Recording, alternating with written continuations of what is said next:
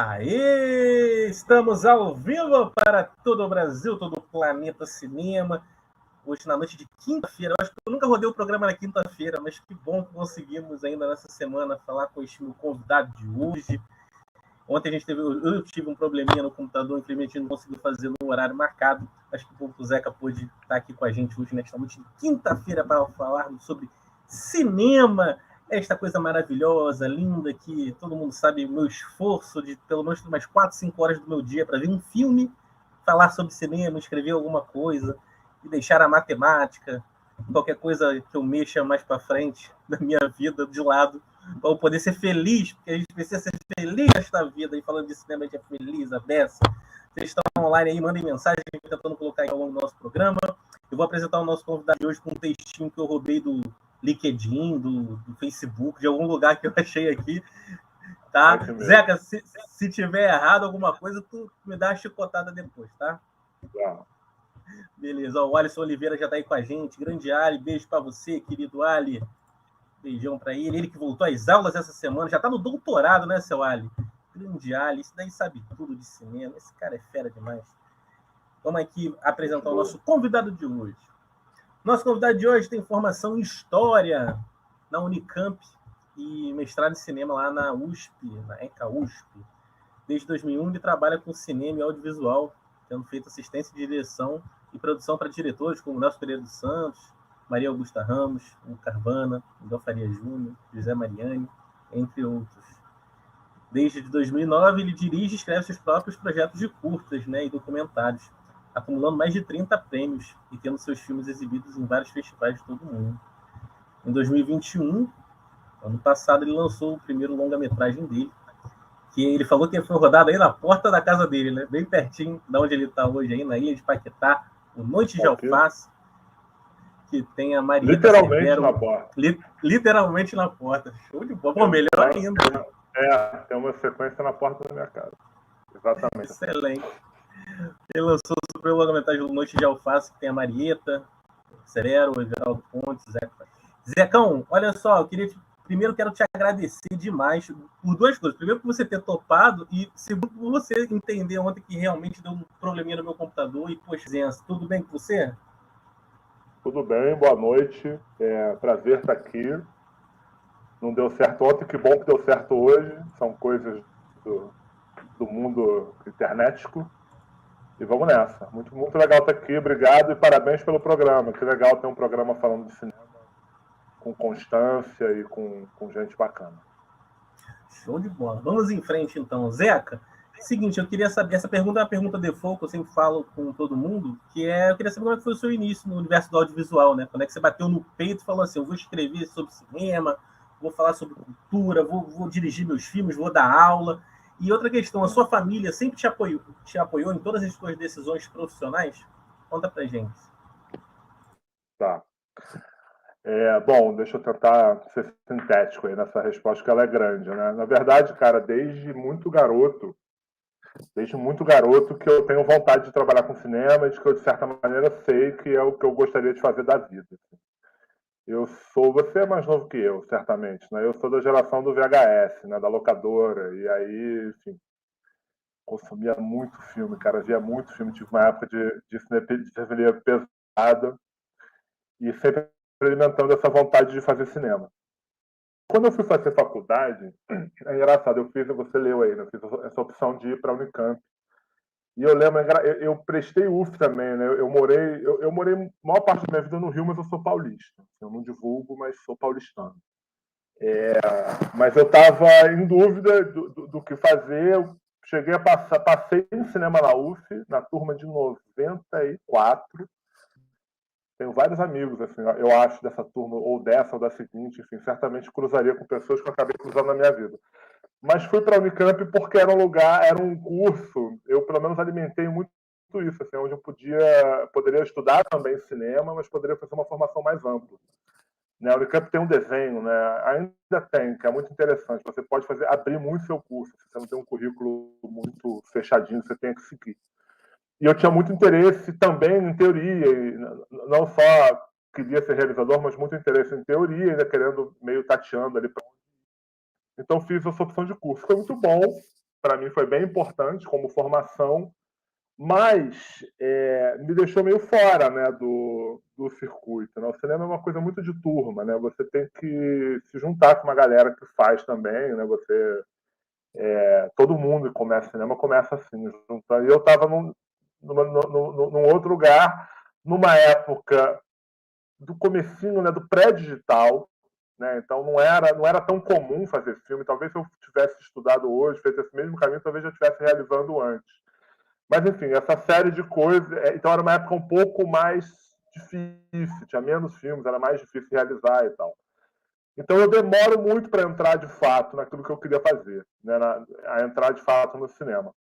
Quando eu acabo a graduação, eu fui fazer, eu trabalhei um pouco com algumas pesquisas, alguma coisa nessa área lá da história e aí meio tentando pensar como é que eu vou para entrar no cinema agora, já com alguma idade, já fui fazer um mestrado que acabou sendo muito teórico e acabou que eu só comecei, quer dizer, eu terminei, eu voltei para terminar, mas logo no começo, aí eu vou juntar as duas perguntas. Caiu assim, um presente no meu colo, assim, um enorme privilégio de um convite para trabalhar num filme do Nelson Pereira dos Santos, aqui no Rio. E aí eu vim, cara, de Malicuia, com a minha namorada, que hoje é minha esposa, uma dos meus filhos, a gente veio embora. Eu falei, não dá para perder de jeito nenhum essa oportunidade. E eram dois filmes, na verdade. Então, Raízes do Brasil 1, Raízes do Brasil 2. São dois documentários que o Nelson rodou sobre o meu avô, então era dentro da minha família, né? E o Nelson teve uma sagacidade, como ele sabia. Ele ficou sabendo em algum momento que eu estudava cinema e tal, soube de mim.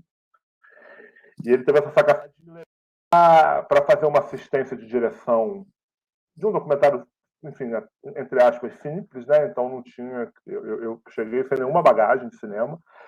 Mas o que ele fez foi o seguinte: ele me botava do lado dele, do lado dele não, do lado da câmera, e me colocou para fazer as entrevistas, porque eu entrevistava as pessoas da minha família. Então ele me usou como uma espécie de um subterfúgio, um dispositivo, uma maneira de fazer com que aquelas entrevistas fossem próximas, né, tivesse uma proximidade e tal. E aí essa foi quando eu entrei de cabeça no cinema e de cabeça com o Nelson. E aí, enfim, a pergunta da família, né? Minha família tem muita ligação com arte, mas não com cinema, né? Embora tenha tido alguma coisa de alguém de alguns trabalhos e tal, não tinha nenhum cineasta assim, de gerações anteriores à minha. Meu pai era produtor de música, produtor de disco e tal, e ele produziu algumas trilhas, né? Eu hoje, quando tento lembrar, assim, tento puxar pela memória, uma das coisas que eu já era muito ligado, já pensava muito em cinema, mas assim, ter conhecido alguns sets, né? Eu lembro de ir no set do filme do Rui Guerra, na Ópera do Malandro, né? O Rui construiu uma cidade cenográfica no pavilhão de São Cristóvão. E eu lembro de andar ali, foi uma coisa muito mágica, assim, de ver tudo, né? Um cinema grandioso, né? Aquela coisa. Então eu sempre tive muito apoio e tinha alguma proximidade, embora não tivesse gente de cinema. Mas aí, enfim, daí eu fui embora, porque aí eu fiz esse trabalho com o Nelson e aí fiquei na Regina Filmes, trabalhando, a gente se deu muito bem, a gente ficou muito próximo, né? E eu trabalhei em mais dois longas, né? Um longa de ficção do Nelson e um outro documentário, alguns projetos embrionários que acabaram não existindo, mas fiquei um bom tempo, né, produtora do Nelson, e aí a partir daí eu fui fazendo outros contatos e trabalhando com outros diretores, e, enfim, um filme levando a outro, e aí não saí mais, né? Isso comecei com o Nelson em 2000 para 2001, né? E fui rodar meu primeiro filme em 2009. Então foi mais ou menos esse caminho aí. Show de bola, excelente. O Cavi Borges, meu amigo, que tem uma história com o Nelson Pereira dos Santos engraçada, que ele tem a Cavídeo, né, a locadora que tem lá no Maitá. Era do lado da casa do Nelson. Nelson frequentava, que era muito pertinho. Exatamente. Aí teve uma vez que ele contou para mim que o Nelson Pereira dos Santos atravessou a rua e foi na Cavídeo. Aí pediu uma indicação de filme para ele, que ele ficou pasmo, assim. Falou, caramba, o Nelson Pereira dos Santos está me pedindo uma indicação de filme. O que eu indico para ele? Que eu indico para ele, né? Aí ele ficou contando essa história do Cavi, meu grande amigo. Beijo para ele. Cavi. Esse é figuraça. Já teve aqui também. Querido. Ele foi o programa número 1, Cavi, inclusive. Grande Cavi. Maravilha. O Nelson era frequentador, né? Porque ele era frequentador da Cobal. Várias noitadas ali na Cobal e com várias passagens pela Cavi. Eu fiquei nessa proximidade do Nelson, foi que eu fiquei. Entrei para Cavite também, enfim, entrei, né? Peguei muito filme lá, peguei muita dica do Cavite também. Show de bola, Cavite tem um acervo até hoje espetacular, grande Cavite, cheio de amigos. O Cavite é o rei dos amigos, sabe tudo. Todo mundo conhece o Cavite, aqui no Brasil e fora do Brasil, até fora do Brasil. Você fala Cavite Borges, o pessoal já ouviu falar, o conhece. O Gaspar Noé, quando veio aqui no Brasil, foi o que, há 2, 3 anos atrás, o Gaspar Noé, ele foi lá no Cavi, comprou toda a filmografia do Zé do Caixão.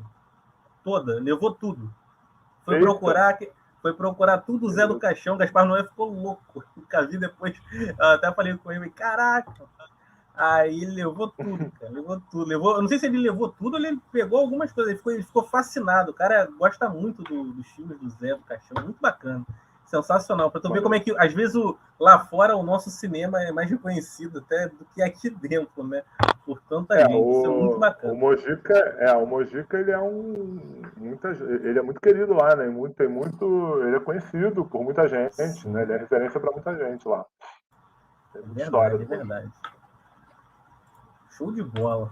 Ô, Zeca, seguinte, queria saber como é que você chegou até o projeto do Noite de Alface, o primeiro longa, né? Como é que foi trabalhar com a Marieta e o Everaldo? Como é que foi, assim, no set de filmagem? Eu sei que é do lado da tua casa aí, mas como é que foi todo esse projeto, assim? Se você pudesse fazer um resumo pra gente, como é que esse projeto chegou até você e como é que foi trabalhar com esses dois grandes nomes aí das nossas artes? Tá.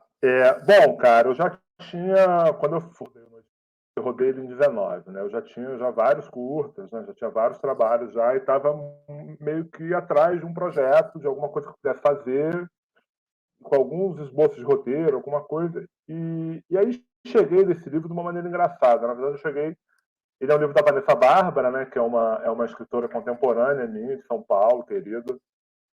E eu peguei um outro livro dela, chamado O Louco de Palestra, que é um livro de crônicas dela, editado pela Companhia das Letras, e comecei a ler. E esse livro, cara, ele é um livro de crônicas. O Louco de Palestra é uma crônica famosa dela, que ela publicou na Piauí e tal. E ele tem um bloco final, que são as crônicas que ela chama de crônicas do Mandaki. O Mandaki é o bairro dela, né?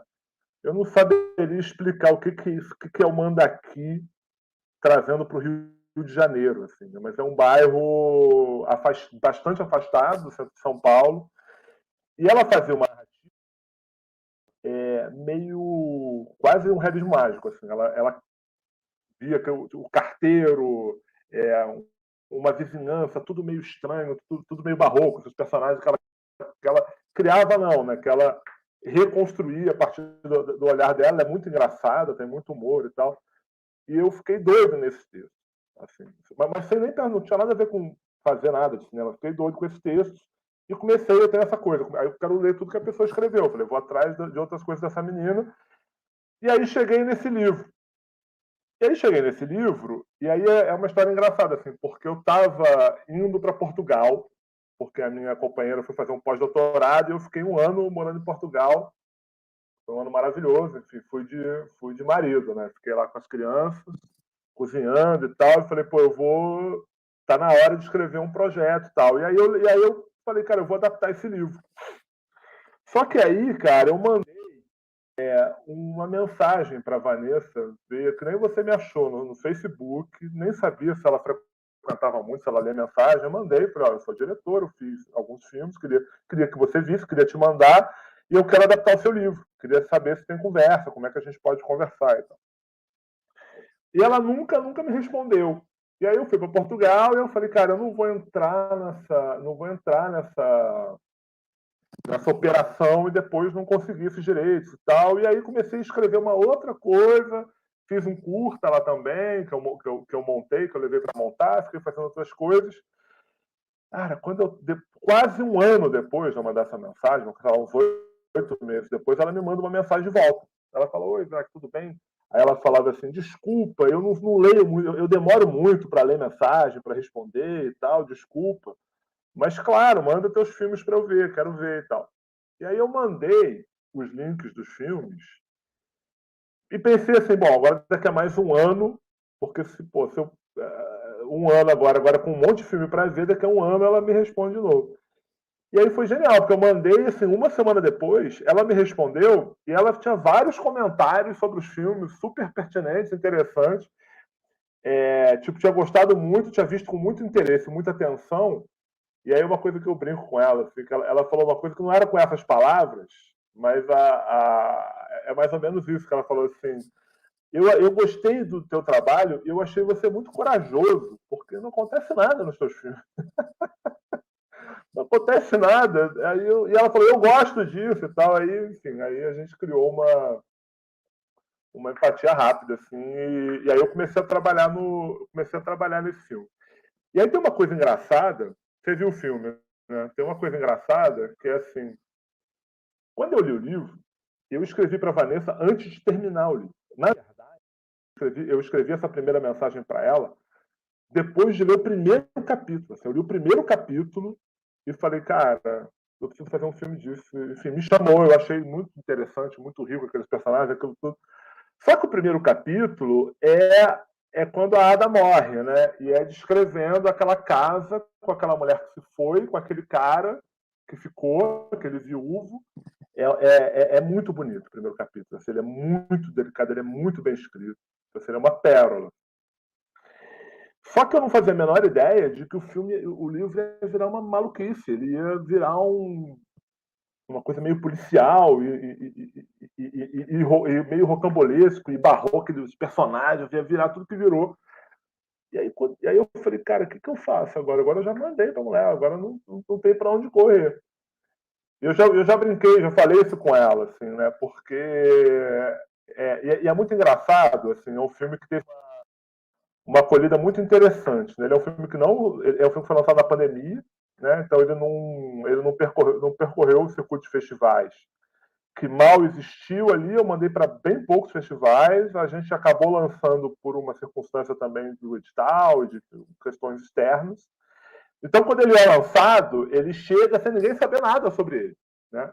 E aí é muito interessante o que a recepção dele foi muito múltipla. Assim. Cada pessoa que viu escreveu uma coisa completamente diferente da outra, né? Alguns pontos em comuns, elogiando algumas coisas em comum, criticando algumas coisas em comum, mas foi um filme que chegou muito no escuro, o que sempre me interessa muito. Assim, a gente bota o filme para ser interpretado mesmo, para ser vivido. E aí o que eu conversei muito com a Vanessa isso. Assim. Na verdade, isso que me deu muito medo de fazer, como é que eu vou adaptar essa história, esse caminho que ela escolheu no filme, na verdade é o que mais desafiador, assim, porque a gente foi para um lugar muito, ela vai para um lugar muito desconcertante, né? Então é muito engraçado. Assim, eu li muito o que se escreveu sobre o filme, eu sou muito curioso de saber o que as pessoas acham e tal. E as pessoas ficam muito desconcertadas com o filme. Assim, porque eu falo assim: cara, aquela coisa sensível, por de repente aquela coisa. Enfim, eu não me importo muito com spoiler, não. Vou falar aqui, aí as pessoas que procurem ver o filme, e se quiserem ver o filme, depois vem ver a entrevista. Mas eu fiquei muito. É o que eu acho que faz do livro, é o que dá complexidade ao livro, né? E, cara, eu já super me estendi aqui, mas é porque é um assunto que eu gosto muito, assim. E aí, só para fechar essa coisa da Vanessa, teve uma coisa muito interessante, que é assim: a gente nunca se encontrou, né? A gente só foi se encontrar lá na frente. Então rolou isso, generosa com a coisa dos direitos do filme, assim, foi muito incrível, porque ela costurou tudo comigo. Ela falou assim: em algum momento a gente vai ter que falar com a minha agente, mas vamos tocando aqui. Mas aí quando falou com a gente também, a gente foi bacana. Me deram uma autorização para eu tentar captar sem pagar nada antes. Foi tudo muito compreendendo, né, que eu não tinha como adiantar, não tinha, fiz uma produção pequena e tal, então foi tudo muito com muita compreensão de tudo e tal, mas ela não quis ler roteiro, não quis nada. E aí, cara, eu falei para ela um dia, eu falei, pô, Vanessa, quando eu voltei de Portugal, já com o primeiro tratamento, eu falei, pô, vamos tomar um café para conversar? E aí ela não quis, ela falou, não, não dá para mim, não sei o quê. E tal. Deu uma desconversada. Eu fiquei meio também desconcertado e não insisti. Cara, mas aí quando eu fui filmar, tipo assim, com a produção levantada, o dinheiro do fundo setorial levantado e tal, e eu ia filmar, tipo, dali a 3 semanas eu tava em pré. Cara, eu tomei coragem, liguei para ela e falei, Vanessa, vamos conversar aqui. Porque eu tô tomando umas liberdades que eu queria um pouco te falar. E aí surpreendentemente, ela falou assim, claro, vamos. Quando é que você pode? Aí eu falei, pô, eu posso amanhã. E aí eu peguei um ônibus para São Paulo e encontrei com ela grávida de 9 meses, num café. A gente teve uma conversa muito legal, assim, onde só eu falei. Ela não falou nada, ela só me olhava e ria. Porque eu queria fazer um negócio que é assim, né? Não sei se você reparou, tem gente que não percebe. No final do filme, o carteiro passa. Esse é o spoiler dos spoilers. O carteiro que morreu passa. E eu queria fazer isso porque eu tinha uma leitura do livro que tudo aconteceu na cabeça do Otto. É uma construção, é a maneira daquele cara lidar com a perda. Só que isso não está no livro. Isso é a leitura que eu fiz do livro. E como isso não está no livro, mas o livro me permitiu ler assim, eu queria permitir que as pessoas lessem assim, mas eu não queria colocar isso forçando a barra e transformando o livro. Então eu quis falar com ela, porque eu no fundo senti um pouco de covardia, assim, de falar assim, se eu boto o carteiro ali, então nada aconteceu, então aquela maluquice toda não aconteceu. Eu me senti um pouquinho covarde de não bancar a maluquice, mas ela achou ótimo, ela achou uma graça nisso, ela achou uma graça nisso e tal, e aí foi ótimo. Então a nossa conversa foi assim, eu encontrei com ela pessoalmente uma vez só. E aí, como o filme não teve um lançamento presencial, ficou nessa vez só. E como é que você chegou no nome da Marieta, do Everaldo? Como é que você conseguiu achar esses artistas para interpretar os papéis? Cara, a Marieta, eu conheço a Marieta de muito tempo, né? Eu conheço a Marieta de muito tempo. A Marieta foi casada com o meu tio, ela é uma pessoa, enfim, da minha família, uma pessoa com que eu tenho alguma relação. E talvez até por isso, ela até brinca comigo, você ia me deixar de fora do filme, porque eu demorei muito para de fato definir por ela, porque eu tinha um pouco de medo de mandar um roteiro, ela não saber dizer não, era uma coisa que me preocupava um pouco. Então, mas enfim, são sofrimentos internos. Mas quando eu falei com ela e mandei o roteiro, ela topou na mesma hora, ela adorou. A Marisa tem um olhar, né? Que todo o discurso sobre o filme é muito influenciado pelo olhar da Marieta para o filme. Né? A Marieta diz que o filme é um filme sobre a ficção, sobre o poder da ficção. E eu acho isso muito bonito. Assim, eu fiquei muito comovido assim, quando a gente teve essa conversa e eu levei muito, porque é exatamente isso, né? E eu acho que todo filme, de alguma maneira, ou pelo menos todo o cinema que eu acredito, assim, o filme é um pouco sobre a própria feitura do filme, né? O filme é uma discussão da linguagem daquele filme, né? Independente de você fazer metalinguagem ou não, ele é uma metalinguagem. A gente está discutindo como história, né? E a Marieta fez essa leitura da coisa da ficção, né? E era muito legal porque eu falava para a Marieta, eu acho que isso tudo é da cabeça do Otto. E aí ela falava assim, não, mas não importa, aconteceu, de qualquer maneira aconteceu, porque ela tinha que fazer acontecer, ela tinha que agir, ela tinha que atuar, né? Então o que é atuar? Aquilo não existiu porque está na cabeça? Não, aquilo existiu, independente de se o filme está dizendo que é na cabeça dela. Então a gente teve esse tipo de coisa, foi muito rico de discutir. Então a Marieta foi isso. Na verdade, foi o mais fácil e o mais difícil. Foi muito difícil, uma decisão muito difícil. E eu fiquei muito, muito contente com o resultado. E a Marieta é engraçada, eu não tinha muita intimidade. Eu nunca tinha trabalhado com a Marieta. Eu não encontrava ela há muito tempo. E a gente fez uma parceria de trabalho muito bonita. A Marieta, ela praticamente morou em Paquetá. A gente botou ela 2 semanas para filmar aqui. Ela fez questão de ficar, ficou aqui. E é assim, cara, ver a Marieta trabalhar foi uma coisa muito transformadora para mim, assim, a técnica dela. Assim, é uma coisa muito.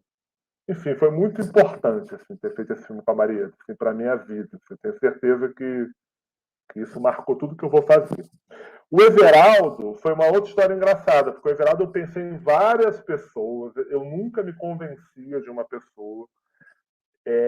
Eu fiz algumas tentativas também de pessoas que acabei não conseguindo.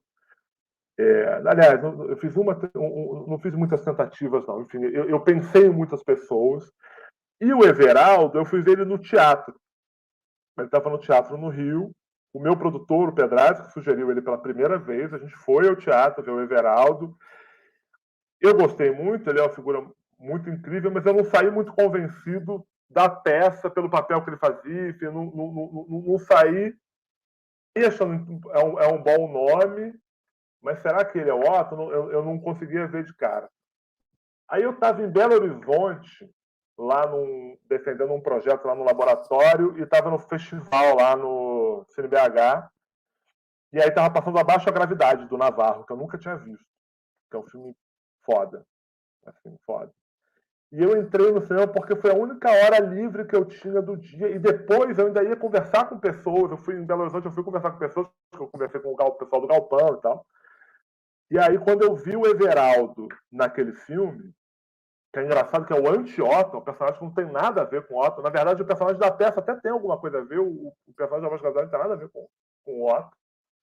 Mas eu saí dali completamente convencido de que era o Everaldo, e eu me lembro, essa coisa que você lembra da imagem, né? Eu me lembro de eu ligar para o Everaldo, eu lembro da nossa conversa. Eu liguei para ele da frente do Palácio das Artes, do cinema em Belo Horizonte.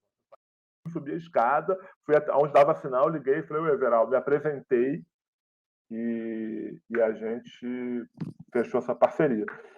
E tem, enfim, aí tem. Que mais? Ah, e tem o resto do elenco, né? Quer dizer, tem pessoal do Galpão, né? Do Grupo Galpão, né? O Eduardo, a Teuda Bara e a Inês, que era uma vontade minha de trabalhar, de trabalhar com eles, né? Na verdade, o filme tem dois tons, né? Diferentes. A gente tem, dentro da casa, tem um tom, que é o Oteada, né? Maria e Everaldo, e fora da casa, tudo é meio tom acima, né?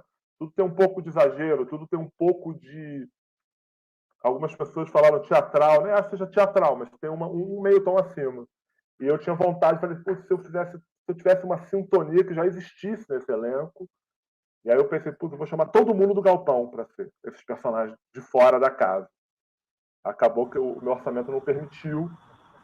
E aí o João Pedro também foi por ver outros filmes dele, enfim. O Romeu Evaristo, que faz o Carteiro Aníbal, é um cara que eu conhecia da Regina Filmes, lá estava sempre lá. Enfim, aí eu fui juntando essas peças aí.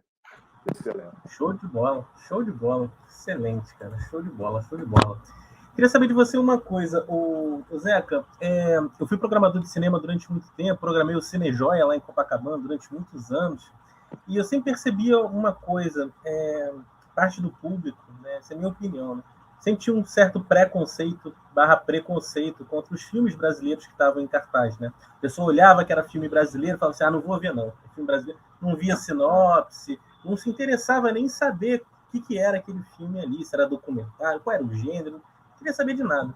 Eu queria saber de você, se você já percebeu isso, se você acha que existe por parte do público brasileiro ainda um preconceito contra o próprio cinema brasileiro. O que você acha? Cara, eu acho que sim, que existe, porque eu acho que existe um preconceito contra o Brasil, na verdade, né? Eu acho que existe um preconceito contra o Brasil. Eu acho que existe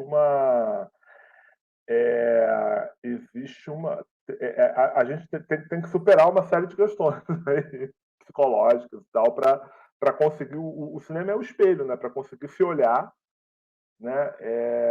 Para conseguir se olhar e conseguir de fato eu estou pensando aí como é que eu te respondo isso da melhor maneira, porque isso é um assunto muito delicado e muito caro para mim. Assim. Eu dou aula, né? Eu, no momento, estava lá na IC, dei aula há muito tempo no ensino médio, um curso de cinema no ensino médio lá na Fiocruz. Eu adorava dar, é muito genial dar aula para uma molecada. Que chega ali sem saber nada do cinema brasileiro e tal, e começar a apresentar. Uma vez eu fiz uma sessão, tu já estava lembrando isso numa conversa, que a gente fez uma ação do Cineclube lá na Fiocruz, que era o Chamalayan, lá, o A Vila, e o Vinil Verde do Kleber. Né? E aí para falar do medo. E aí você começa a ir quebrando isso, né? Quebrando isso, esse preconceito da língua portuguesa, né? Do ouvir em português, essa coisa de não querer olhar para a gente não querer olhar a nossa realidade e tal. Então, eu saí convencido, essa coisa do curso e tal, eu sou convencido, eu defendo isso, todo lugar que eu vou e tal, eu acho que tinha que ter curso de linguagem cinematográfica na escola, assim, no ensino médio. E não como um curso de arte, necessariamente. Eu também acho legal que tenha um curso de cinema, que nem tem aula de teatro, aula de cinema, é muito legal, mas assim, curso de linguagem, que nem você estuda a língua portuguesa, que nem você estuda gramática, eu acho que você tinha que estudar o audiovisual e tal. E seria um bom lugar para quebrar esses preconceitos. Cara, eu não queria ficar fazendo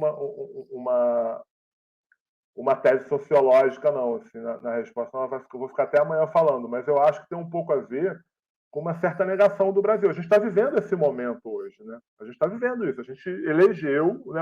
A gente não participou, eu não votei nesse cara, mas o Brasil elegeu um presidente que odeia o Brasil e o brasileiro. O cara odeia o brasileiro. O cara acha o brasileiro é um problema. Então, se tem corrupção é porque o brasileiro, no fundo, é um corrupto, né? O brasileiro não é capaz e tal.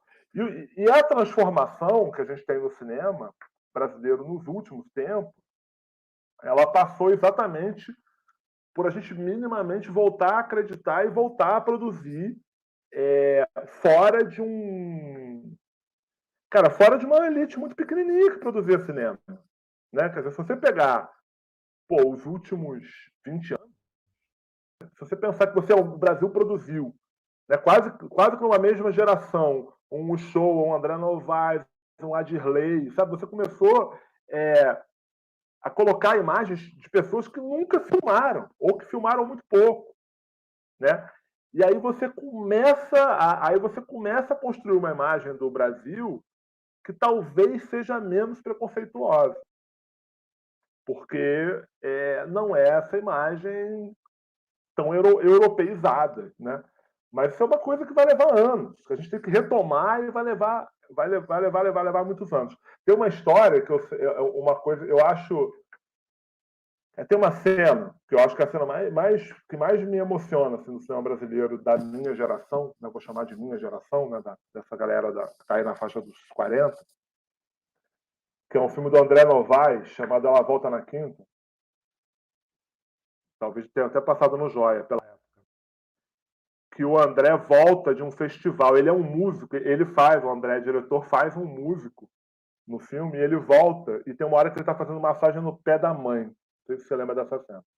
E começa a conversar com ela. E aí ele começa a conversar com ela, e aí ele fala assim para ela, ele começa a contar uma história, uma longa narrativa. Ele conta uma história que ele estava num festival de música, porque ele é um músico no filme, e aí tinha uma feijoada do encerramento do festival. E aí, nessa feijoada, ele desceu, ele tomou um banho no hotel, desceu, estava lá no festival, tocando com uma cantora, tocando com alguém, e foi para a feijoada de encerramento do festival. Quando ele chega na feijoada, e tudo isso ele contando para a mãe, quando ele chega na feijoada, tinha uma coisa assim, a feijoada era, sei lá, R$30, tinha um valor. E o cara não tinha aqueles R$30. Porque ele achou que era o encerramento do festival, e aí aquilo ali ia ser uma parada na faixa. E aí ele conta pra mãe, só que ele tá sem nenhum ressentimento, ele conta achando até graça. Deu uma desculpa qualquer que eu esqueci alguma coisa e tal, saí. Aí eu fui num podrão ali, comi um cachorro quente e vim dormir para vir embora no dia seguinte. Eu sempre lembro dessa cena. Assim, para mim ela é muito forte, muito emblemática, porque é isso, né? Você tem uma geração que está chegando no cinema, que é essa geração do André, e é uma geração do Adirley, né, desses caras, que os R$5 lá do podrão e os R$30 da feijoada fazem diferença. Fazem diferença. Entendeu? E todo mundo e o cinema no Brasil sempre foi feito para pessoas que não faz diferença. Então, assim, era uma coisa muito. O cinema brasileiro era feito por uma fatia muito pequena de pessoas e de uma classe muito definida, né? E você tem que abrir isso para você conseguir ter um país que minimamente se reconheça, né? Porque, cara, o Brasil tem uma pirâmide, né, com uma base larguíssima e uma ponta estreita. Então, se você for fazer um cinema da ponta da pirâmide, você não tem como ter uma identificação embaixo. entendeu? Mesmo que seja um cinema que critique isso, mesmo que seja um cinema novo e tal, né? Por que na música não acontece isso? Né? Por que a música é absolutamente... O povo, a população brasileira absolutamente se identifica com a música brasileira? Entendeu? Porque ela é feita por pessoas igual a pessoa que ouve, né? Então eu acho que antes de falar porque a gente tem preconceito no brasileiro, e que eu acho que a gente tem que superar e tal, eu acho que a gente não se vê nos filmes brasileiros, né? A população brasileira não se vê nos filmes brasileiros. E isso não se resolve tão simplesmente com esse progresso, o processo dos últimos 20 anos que eu falei. Acho que o Adirley Queiroz, não sei se em Tiradentes, ele uma vez tem uma fala bonita dele, assim, que ele fala sobre como é que é passar os filmes dele, a dificuldade que é, às vezes, né, o que é passar um filme dele em Tiradentes, um público de festival de cinema, e passar lá na Ceilândia, sacou? Cara, às vezes as pessoas não querem ver aquilo, sabe? Então, eu acho que o cinema brasileiro precisa se popularizar de fato. Não é se popularizar fazendo filmes populares, qual é a fórmula popular, isso o Netflix já faz, né? A gente precisa fazer um cinema que seja mais representativo, um espelho mais representativo de fato da população. Não é o representativo da sala de roteiro da Amazon ou do Netflix, entendeu? Não é o representativo que bota uma pessoa de cada estado social e tal, e cria uma representatividade. Tudo bem, é importante também, mas não, você tem que ter produtores que representem, e aí você vai ter um cinema popular. Então, eu acho que o preconceito passa um pouco por aí, né? Ele passa um pouco por aí, ele passa um pouco pela a nossa dificuldade de ficar com o que está vendo. Não sei se eu foi fui show. claro. Não, show de bola. É bom que nas suas respostas você abre várias janelas também, vários pontos reflexivos. Isso é muito importante aqui pra gente também. Estou gostando muito das suas respostas, Zeca.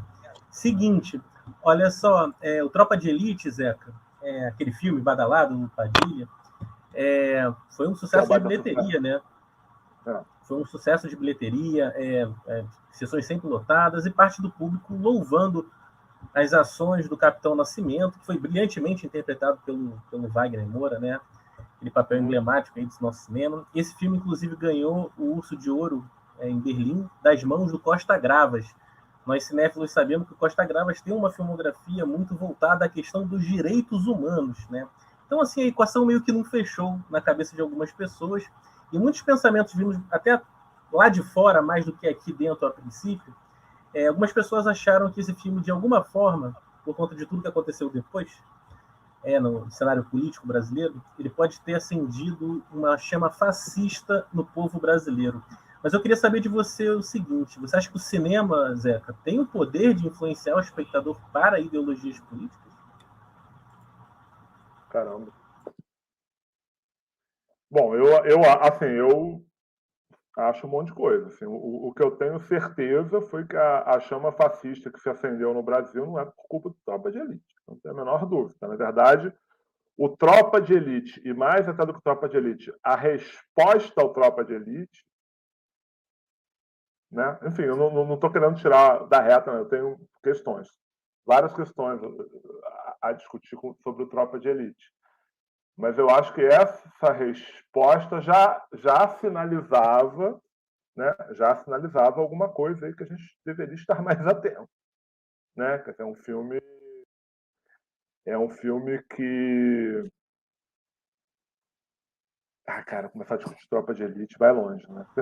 Eu tenho vários problemas com Tropa de Elite, né? O meu problema maior com Tropa de Elite, com o que o Tropa de Elite traz, é um pouco vender a ideia do BOP como uma polícia incorruptível, né? Porque o Tropa de Elite vende isso, né? Ou pelo menos o que eu me lembro da época. Eu posso estar sendo bem injusto com o filme, né? Mas é assim, cara, os caras botam um saco na cabeça da pessoa para arrancar uma confissão, faz tortura e tal, não sei o quê, mas não tem corrupção. A corrupção é o outro, né? A corrupção é o sistema lá. O Wagner Moura, no final do segundo filme, a corrupção é o sistema. Cara, arrancar uma confissão baseada em tortura é um ato de corrupção. Né? É um ato de corrupção. Então, assim, eu acho que o Tropa de Elite, ele sinaliza algo, né? Não tem nada mais próximo do que resposta do que o fenômeno Tropa de Elite, do que o fenômeno Lava Jato, por exemplo. A Lava Jato tem tudo a ver com a Tropa de Elite, né? Cara, a ideia de uma milícia, né? De uma milícia que vai acabar com a corrupção, porque vai identificar o corrupto, já identifica o corrupto, e, cara, talvez tenha uns métodos aí que não sejam os ideais, mas para acabar com a corrupção vale. Né? Então, o Sérgio Moro é o Capitão Nascimento da vida real. Né? Não tão bom ator quanto Wagner Moura. Não tão bom. Wagner Moura é mais ator. E é muito interessante, né? A história do Tropa de Elite é muito interessante. Né? Você vê, cara, o Tropa de Elite 1, que é um filme muito bem sucedido, que tem toda a história da pirataria, cara, ele é engraçado porque ele é um filme todo torto, né? Talvez até por isso interessante. Eu teria que rever o Tropa de Elite para poder pensar mais sobre ele.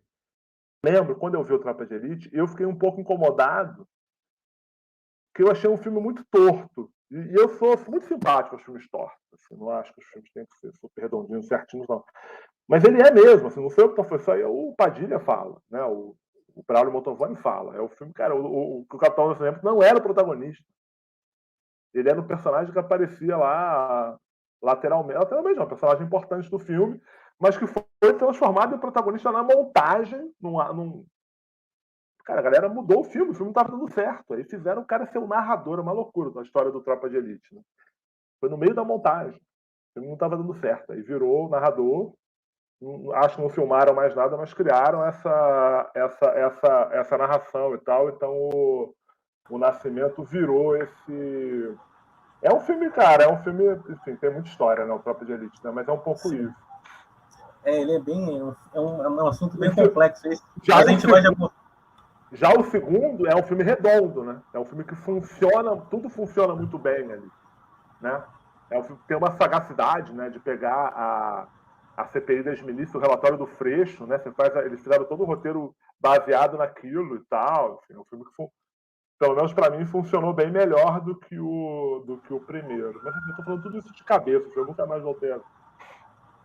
o Alisson tá falando que foi muito boa a comparação que você fez do Tropa com a Lava Jato. E é isso, show de bola. Ô, Zeca, é o seguinte, Cinderela Baiana, Zeca, não sei se você já ouviu falar desse filme.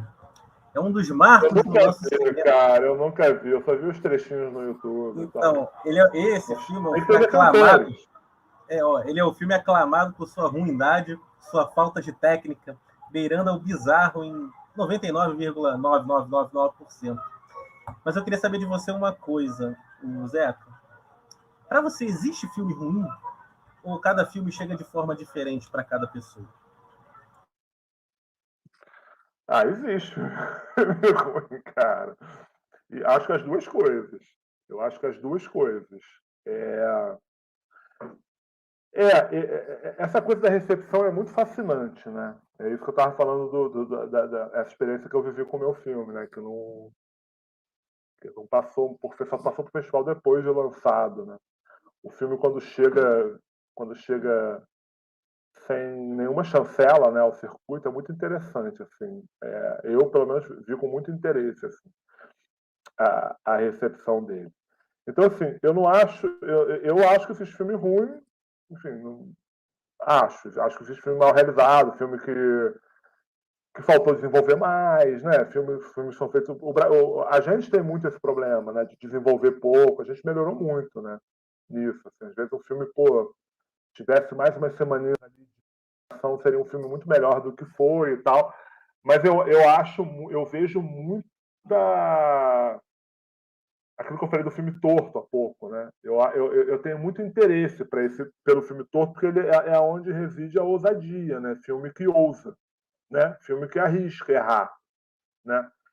Eu gosto muito daqueles filmes do começo do Almodóvar, né? Por exemplo, os filmes do começo do Almodóvar são completamente tortos, tem uma história de roteiro que você não acredita, fala como assim, mesmo da maneira de filmar e tal, mas tem uma energia ali, né? Tem uma força ali muito grande, né? Então, todo filme tem muita coisa, né? Todo filme são muitos departamentos trabalhando, é muita gente, tem muita coisa acontecendo ali e sempre dá para tirar muita coisa. E tem também o falso filme ruim, né? Tem filme ruim que não é ruim. que se resolveu em alguma época que era ruim, que na verdade são filmes que falam muito sobre aquele momento, né? Os filmes têm um poder de documentar muito grande, né? Eu acho que se você pegar toda a teoria do cinema desde sempre, né, ela sempre trabalha no embate entre o real, né, o realismo e uma tentativa de negação ou de contestação desse real, mas o real está dado, né? Uma câmera de cinema ela registra o real, queira a gente ou não, né? A gente pode criar uma narrativa fantasiosa, a gente pode botar esse real para capotar e tal, mas você tem uma objetividade original ali, né? Que é da origem da fotografia, que hoje está se perdendo, né? Porque hoje nada mais é real. Então, talvez o cinema talvez mude na sua essência completa, assim, em algum momento, né? Mas então, assim, um filme sempre tem muito mais do que, às vezes até do que o diretor queria, do que o diretor almejou. Às vezes ele está registrando determinadas coisas, determinadas relações ali que talvez não tivessem previsto, né? E que aconteceram. Então eu tenho muito interesse. Eu nunca vi o Cinderela Baiana, tenho muito interesse pelo cinema e já vivi isso. É uma outra coisa interessante também, né? Você viver filmes que todo mundo achou ruim, que você acha incrível. Isso acontece. Aí você fala, cara, ninguém tá Tem vendo isso, o que eu tem tô vendo. bastante isso. Tem bastante.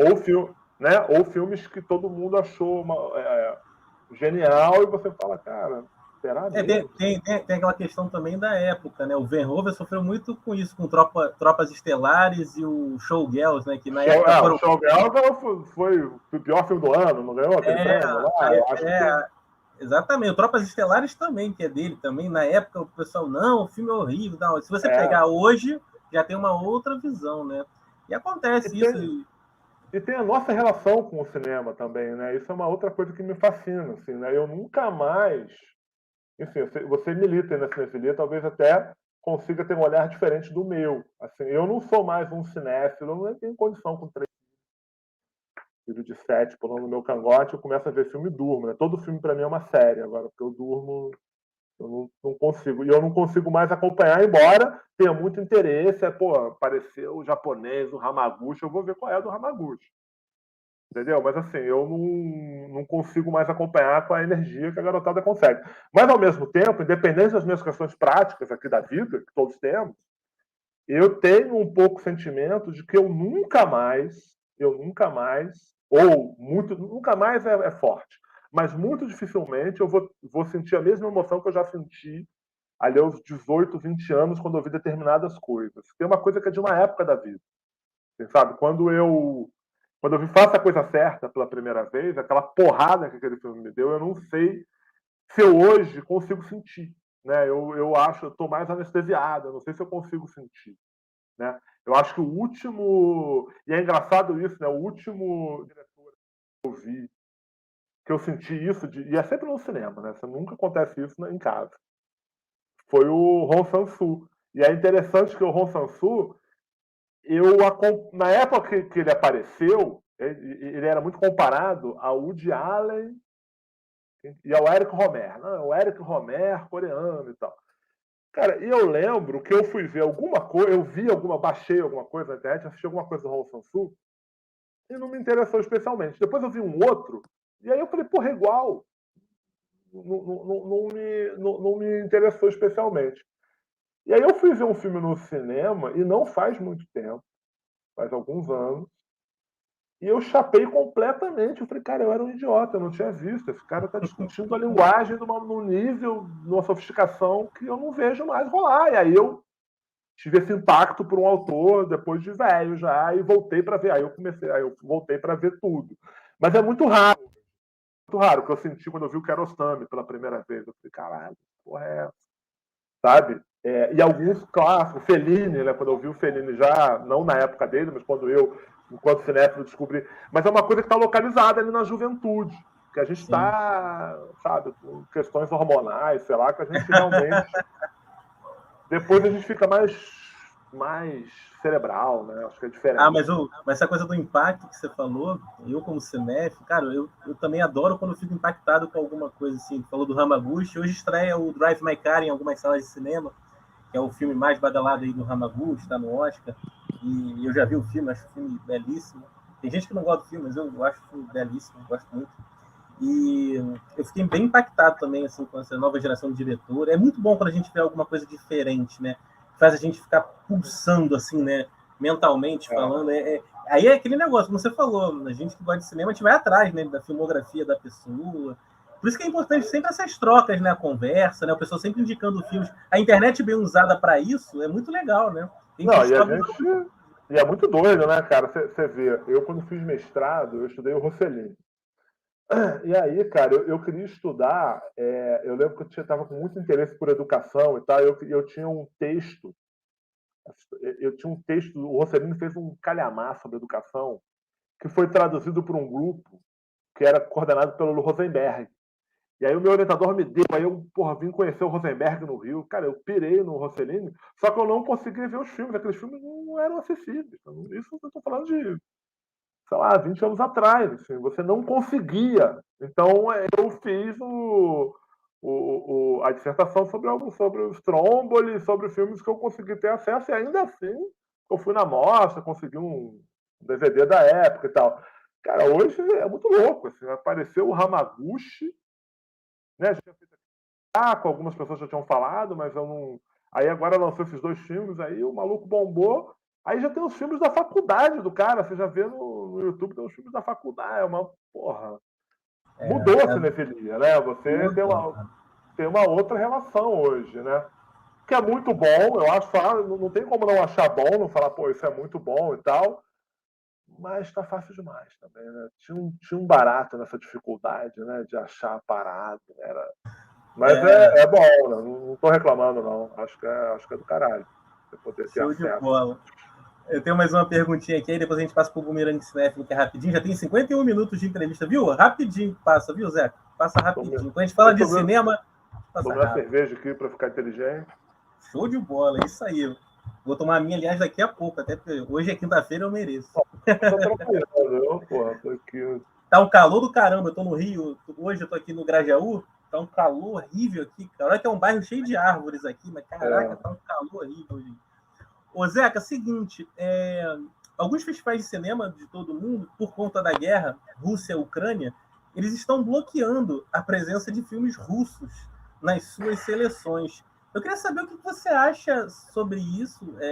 Para mim é um grande absurdo isso, né? Mas eu queria saber a sua opinião. O que você acha sobre isso? Você acha que os festivais têm que barrar os filmes russos? Acho que não. Acho muito preocupante, né? Eu acho muito preocupante. Não só barrar, né? Teve curso, agora cancelaram o Dostoiévski, daqui a pouco vão cancelar o Tolstói. É uma coisa, é uma loucura, né? O que está acontecendo é uma loucura. Não, eu acho uma loucura. Acho que a gente precisa pensar sobre isso. Acho que chegou o momento da gente refletir sobre isso. Sobre esse, cara, sobre essa. Aí agora a gente teve um caso de censura no Brasil, né? Acabaram de censurar um filme aí do outro que defendia a censura, censuraram o filme. Então a gente está vivendo um tempo muito estranho, né, cara? Eu acho que esse apagamento das coisas, né, a possibilidade de apagar, ou a ideia da possibilidade de apagar culturas inteiras do mapa, né? Eu acho que é uma sensação de pré-guerra mesmo. Eu leio sobre pré-segunda guerra e tal, tem um pouco essa sensação, assim, a gente está vivendo isso, assim, é uma época de uma ignorância tão absurda, né, que a gente escalou tanto na estupidez, no ódio, na negação do outro e tal, que eu acho que isso vai entrando por todas as áreas. Agora, um festival de cinema tomar uma decisão dessa, eu acho bastante complicado, assim, acho bastante problemático, acho bastante ruim. Enfim, sei que tem muitos casos diferentes, cada caso é um caso e tal, mas o conjunto dos casos me preocupa. É doideira. Ontem, no programa de terça, que eu também tive 2 programas na terça, a gente estava até falando, o Alisson até também estava presente e falou que vai ter o filme do Vertov, Não é Tudo Verdade. Que bom que os festivais do Brasil, pelo menos, espero eu, não barrem nenhum filme russo, né? E tomara também que essa guerra acabe logo também, né? Tomara que essa guerra acabe logo, porque é muito triste a quantidade de imagens, né, vídeos que a gente vê toda hora, todo dia, né, num mundo tão dinâmico nessa parte da comunicação, a gente vê os absurdos que acontecem. é complicado. Vamos torcer aí por dias melhores, não só para aquela região, mas para a humanidade, né? Estamos precisando energizar positivamente, porque tá bravo. Pra gente também. É isso aí. Zeca, seguinte, a gente agora vai chegar no final da nossa entrevista, que é o Bumerangue Cinéfilo.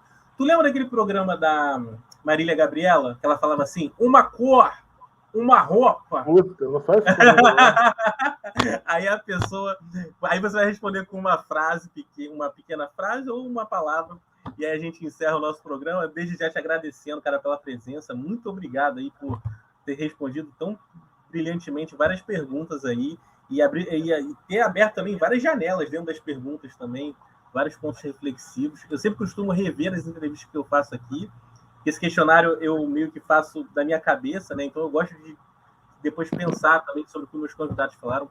E estou muito feliz de te conhecer, Zeca, e muito obrigado aí por ter disponibilizado essa uma horinha do seu tempo para a gente poder falar sobre essa arte maravilhosa. Então vamos lá, Zeca. Seguinte, Zeca Ferreira, o que mais incomoda um diretor de cinema? Putz, cara.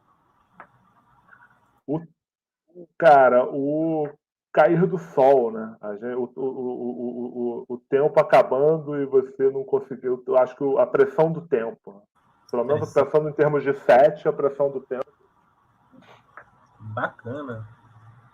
Zeca, indica um filme brasileiro que você acha que muitos não viram, mas ele é ótimo. Um filme que você marcou, pode ser curta-metragem, longa-metragem. Um filme assim que você acha que te marcou e você acha que poucas pessoas viram. Cara, não sei se eu saberia dizer um filme que poucas pessoas viram. Como você falou que a gente fala para uma garotada jovem e tal, eu vou indicar um dos filmes que eu mais gosto da vida, que é o Rio Zona Norte, do nosso Pedro de Santos, mas não posso dizer que é um filme que poucas pessoas viram, né? De mais recentes, cara, acho que A Cidade é uma Só, do Adirley, é um bom filme para indicar também. Não sei se ele está em alguma plataforma, se ele está fácil de localizar. Deixa eu pensar num curta aqui. Cara, um curta, tudo você acha na internet. O Muro do Tião, brilhante, assim, um filme. Mas, cara, eu tô falando só de filme manjado, eu acho. Não sei se eu tô falando de filme que Não, mas tá legal. pouca gente conhece, não.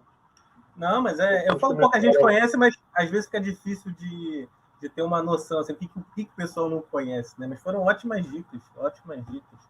Show de bola. Ô, Zeca, seguinte, na sua infância, em qual cinema você assistiu a mais filmes?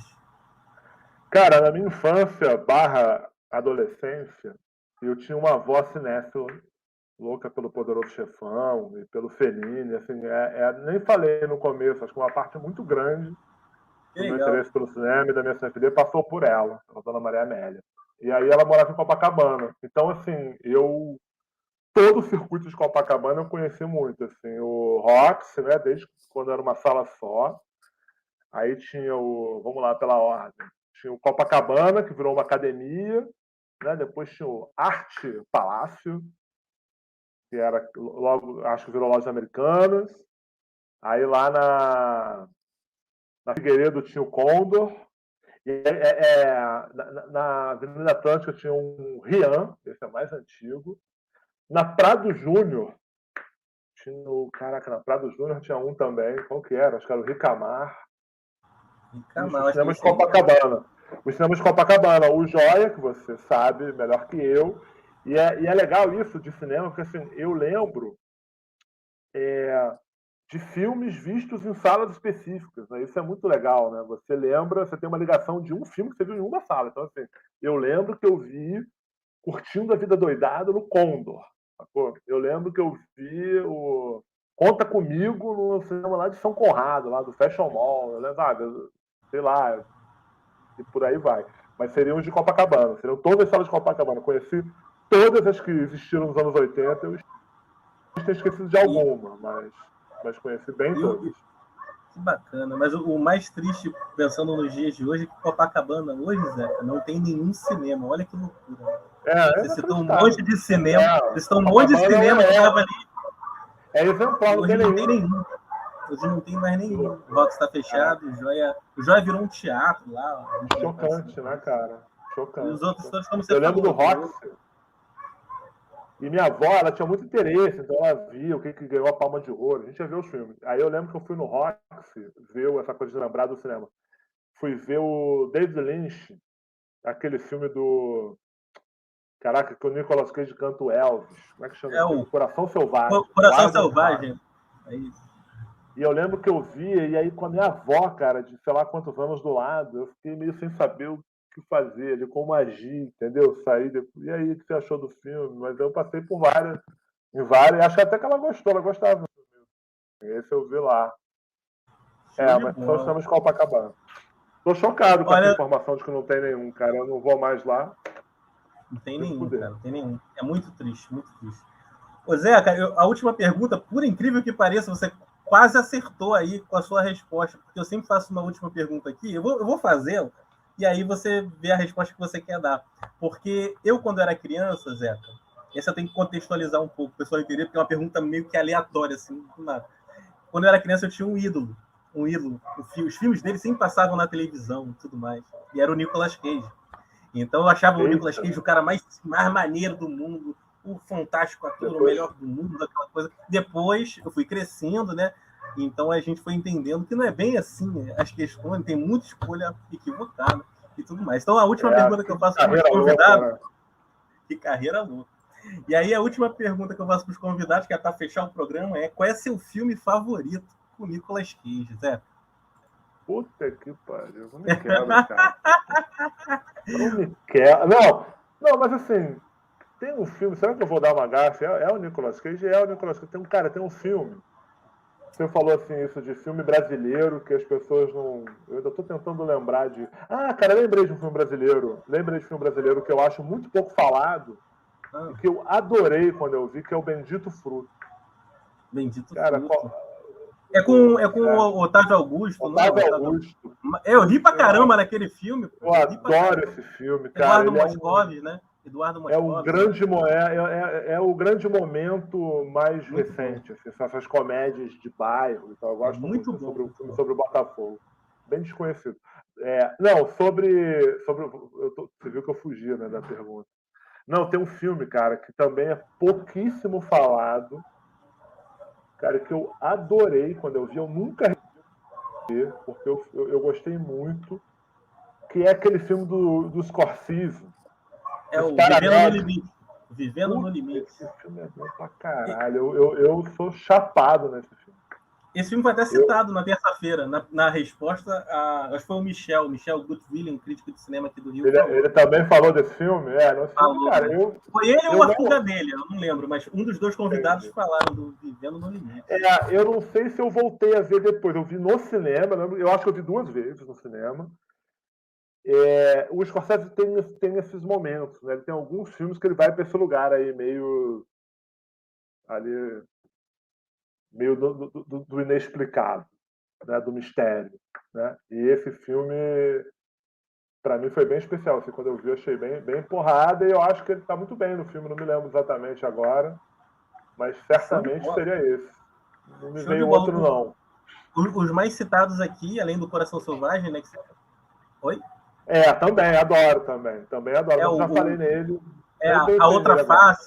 A outra face também, aquele do John Woo, que ele troca de cara com o John Travolta, também citado bastante.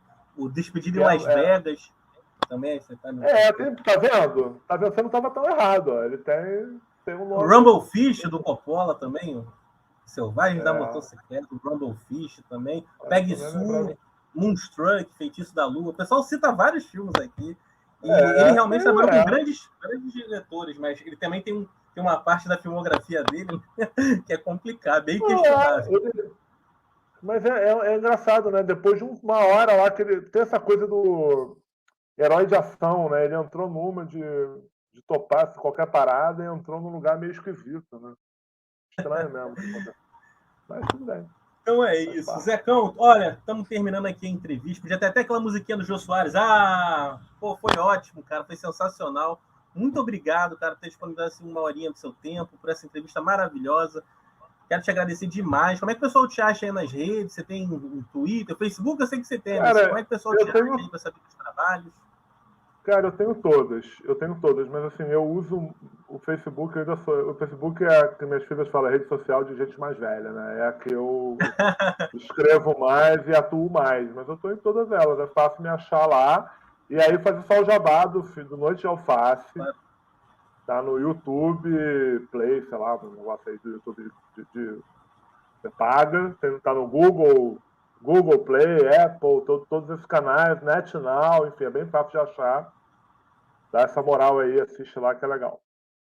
Show de bola. Pessoal, só mandar um beijo pro pessoal que estava aqui com a gente também. O Alisson Oliveira aí estava com a gente aí, ficou o tempo todo com a gente. Beijão, Ali, para você. Só passar aqui a agenda. Meu amigo do Facebook, o Alisson. Ele é gente boa demais. Meu amigo lá do Facebook. Ele é fera. Gente boa. Só passar a agenda rapidinho aqui. Semana que vem a gente vai entrevistar o Luiz Zanin, grande crítico de cinema. Vai ser muito bacana o papo com o Zanin. Vamos entrevistar também a Cecília Barroso, também crítica de cinema. Depois o Flávio Ramos Tambellini, vou falar com o Tambellini aqui também semana que vem. Com a Maria Clara, o Zeca falou do Spike Lee aí, do Faça a Coisa Certa. A Maria Clara trabalhou num set de filmagem com o Spike Lee. Eu quero muito saber essa história, como é que foi. Eu fiquei sabendo.